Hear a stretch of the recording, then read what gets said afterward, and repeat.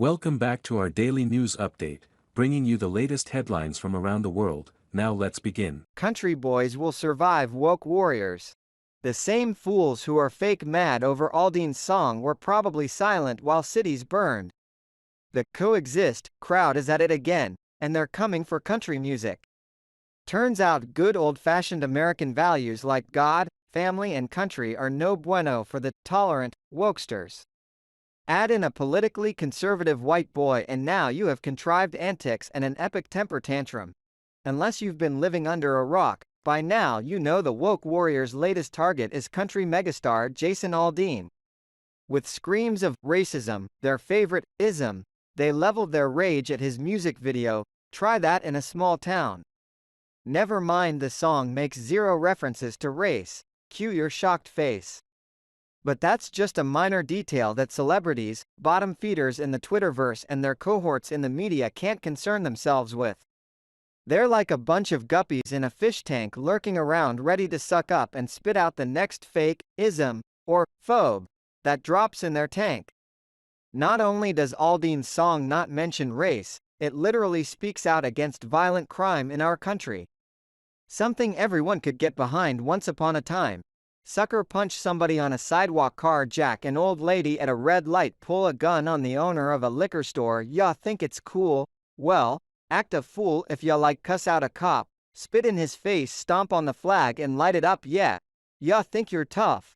The video, which is censored by country music television, features real news coverage of violent riots, looting, spitting in a police officer's face, and protesters burning cities, cop cars and flags. Video, and perhaps that's the problem. These are the protests the left tried to sell us as mostly peaceful. I would venture a pretty hefty wager the same fools who are fake mad and setting their keyboards on fire over Aldean's song calling out violent criminal behavior were stone cold silent while cities were burning. Just a guess. The same CMT that pulled Aldean's video gave Kelsey Ballerini its blessing to perform "If You Go Down, I'm Going Down Too" with drag queen dancers at the CMT Awards earlier this year to protest a now blocked Tennessee law preventing drag performers from shaking their junk in front of kids. Video. It should not be a footnote that this CMT spectacle went down just days after a person identifying as transgender killed 6 people at the Covenant School in Nashville, including 3 9-year-old children. Salt meat wound. CMT should ask Bud Light what happens when you forget where you came from. Because I promise you, wherever they're going, loyal country fans aren't following. Aldean may be the left's latest bullseye, but with his fans they didn't even hit the dartboard.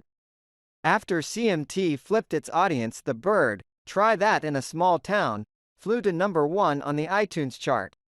Fans sent the message to the woke mob, "Go cry in your can of Bud Light." Video, and thus the divide that appears to be deepening in Nashville between the woke brass and their bread and butter. Outspoken conservative country singer John Rich claims the gulf started to widen several years ago between country music fans and the tone-deaf powers that be when suits from big cities started replacing Nashville executives who knew the business. Tweeting once that he was blackballed by Music Row, Rich, in a genius move, found a way around the machine last year when he released Progress, which makes the point that the left's progressive agenda has given us anything but progress.